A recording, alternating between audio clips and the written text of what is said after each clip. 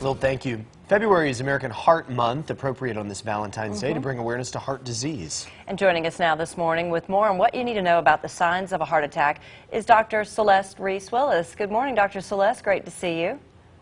Good morning. Happy Monday. You too.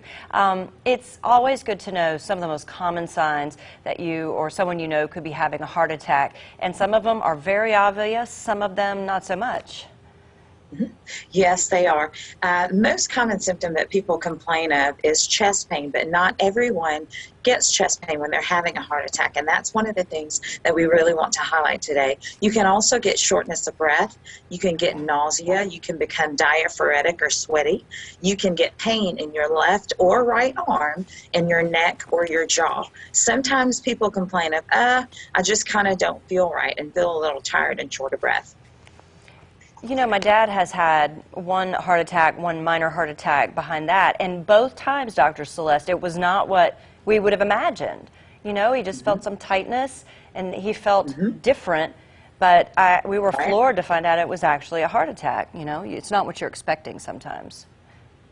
Right, not quite what you're expecting, especially in women and diabetics, I would say. A lot of times people will say, I had a little chest tightness or a little chest discomfort, and if it goes away within a couple of minutes, they think, there's no way I could be having a heart attack. So some of the signs and symptoms can be very subtle. Is it something that you would encourage people to be checked for? Obviously, we all want to go to the doctor and have a routine checkup. There are so many preventative health measures we take for other things, but how do you suggest people care for their heart? In obvious ways, I know, but what would you tell someone to do who hears this and goes, well, how does that actually apply to my life? What can I really do to ensure heart health?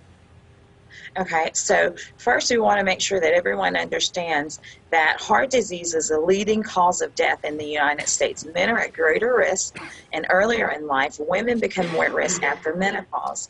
Things that they can do to help live a happier, heart-healthy life is including things in your diet like leafy green vegetables. Kale and collards are my favorite.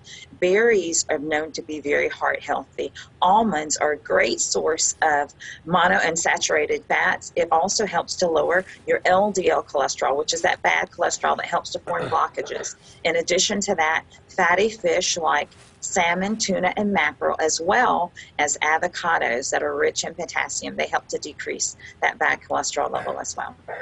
Sorry, I swallowed some coffee down the wrong way. I wasn't having a heart attack during the segment. He was in duress. Just to clarify. Yeah, it was not a heart pain. Okay. We're all good. Try some water after that, Jack. You know I got to get my 3 liters a day. Hydrate. Yeah. Hydrate. Yeah. This is all very good advice and very useful for people, especially remembering those little habits that you can develop that become just a part of your lifestyle that can keep you healthy. Yeah, and I just went to a cardiologist for some preventative care. I was having a few little issues, and I highly recommend that because you can rule out a whole bunch of stuff and feel better and get on with life, you know.